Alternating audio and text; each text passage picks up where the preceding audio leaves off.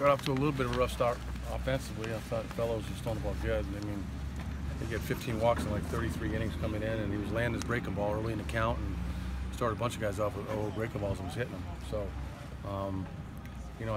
I think the fourth inning I started with a drag bunt by India, and that was on his own, and just kind of shows you the type of player he is. And he had a great night, had 3 hits again. I think we had 7 hits to the top 4 hitters tonight, and obviously JJ had the RBI there to get us on the board there in the fourth. And and as far as Brady's concerned, he had a special fastball tonight. Ball was just riding. Usually he's down the zone, he gets more sink, but he had some riding action to his fastball tonight and getting a lot of swings and misses. And anytime you strike out 11 against anybody in our league is obviously a great night. And then I didn't think Tommy threw the ball poorly. He got to strike out, start the 8th, and then got another strikeout with Jones.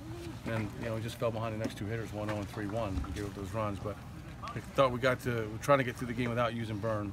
But when it got to 3 runs, didn't want to play any games. And vintage Michael, ends up breaking a record tonight, and 21 pitches, 17 strikes, and that's what he does. And comes in and gets 2 outs in the 8th on 4 pitches, and he's got no pulse. I don't know how to explain it, but we seem like we talk about him constantly, or all the time after games, and he just was Michael again.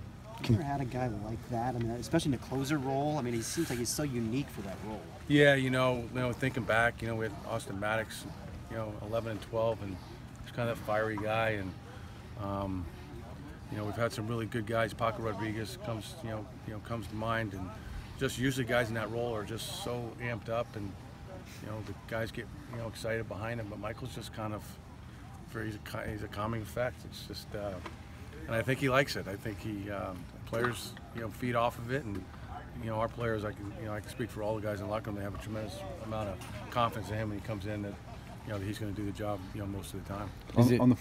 Is it crazy to think you had no intention of having him be the closer at the start of last year? He kind of fell into that role and then just caught fire. Yeah, we started him as our midweek starter, and we got to a point. It was a Tennessee series.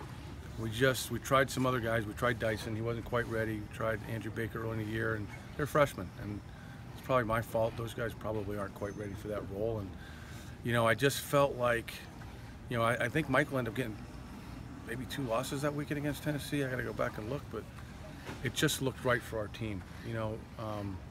He can do a lot of different things. He can get you out on both sides of the plate. He can pitch backwards when he needs to, and he holds runners, and he's deceptively a really good athlete. He gets off the mound really good, and he's smart. If you beat him, you beat him. But for the most part, he's like a starter trying to finish a game for 3 outs, and it's been a role that he's really taken to and changed our season last year. To be honest with you, it was one of the main reasons why we kind of took off from that point. And even though he didn't have the success he wanted to against Tennessee, it was our best option, and he just ran with it. And to think that he's got 26 saves through not even a full year. If you think about it, it's like, well, maybe it's about close to a year's time. It's just remarkable. Yeah. It's remarkable. On the flip side, Brady is so intense. How do you see him kind of feed off of a bad start like he had last week? He says it stuck with him all week long, and he kind of used that to his advantage. I'll be honest with you, I don't think he had a bad start. You pitched against Arkansas. They're not a pretty good lineup. He did. Yeah, well, that's Brady. That's Brady. But I didn't, he pitched 7 full. He kind of kept us in the game. We're 1 hitter away from getting the time on the plate there in the 9th. But I think we, like a lot of really good players or pitchers, we kind of get spoiled, and we expect perfection, and that's not going to happen in this game. But knowing Brady, I'm sure it sat with him all week, and he was looking forward to getting out here tonight, and obviously he pitched really well.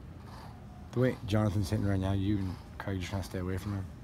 Say whatever you're doing, just keep doing that. Usually when guys are doing good, you always stay away. You don't want to get in their way. He's just a really good player. He's kind of figured some things out, but there'll be spurts where he'll struggle a little bit like anybody else. But we're certainly enjoying the stretch he's got going on right now, for sure. You talked about him kind of jump-starting that rally with the bunt there.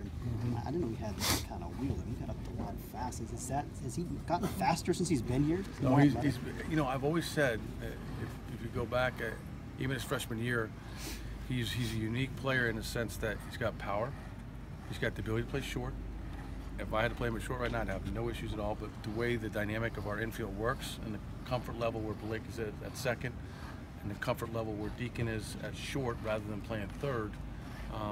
But you go back in the box scores early in the year. I played him there a lot. But he's got quickness. And he can run. You know, it's hard to find guys that can run like that, to have that type of speed and power, that combo. But you know, going into the year, the one thing we did talk about was at some point in his career, we were hoping it was going to be here in Florida, that his production would match his skill set, and he's finally putting it all together. Just a more mature approach. He's walking. He's obviously getting pitched around now. Guys are throwing more breaking balls, trying to hammer him in. Just a more mature approach at the plate. Yeah, but you know, you got Will Dalton sitting behind him, and then you got, you know, JJ behind him, and you know, and you got, you know, Langworthy and Blake Reese. We got some length in the middle of the order. You know, some of our guys need to make a couple more adjustments at the plate, and you know, that's what we talked about at the end of the game. You know, some guys are going to get pitched a certain way, and we're going to make certain adjustments. But you know, I like our lineup, and I liked our lineup last year. You know, I don't want to keep bringing it up, but we had a ton of injuries, and it was hard to get into some rhythm there. But knock on wood, we've been fortunate where we've been healthy, you know, up to this point. Coach Innie kind of downplays the, you know, his power at the plate, but you talked about it just then. You know, what has his surgence this year really meant for the team and the lineup as a whole? Well, it's meant a lot. I mean, he certainly carried us offensively when some other guys have struggled a little bit, and that's kind of why we inserted him in the 3-hole. He's been hitting fifth most of the year, but once I started seeing he had a couple games back to back where he was seeing the ball, it was easy to make that switch. So he certainly ran with it. How about, go ahead. And, you know, just in general, what did you see from the team during that rain delay? Was it an hour, 45 minutes, I believe, before first pitch was initially supposed to go? What were they doing to stay loose? What were you I have guys no doing? idea. I was running around after my kids. I have no idea. I was getting Starburst and iPads and Taco, and you know, Taco's out there with the So the you were food trucks. ready for a nap? Well, no, you're not going to nap. I mean, it doesn't matter. The kids wake up, tomorrow morning at 6:30. There's no napping. But I left them alone to answer your question. I just, it's the guys are mature enough to understand. There's no, motivational speeches you got to give. It's an SEC Friday night, and you got to get ready to play. Simple as that.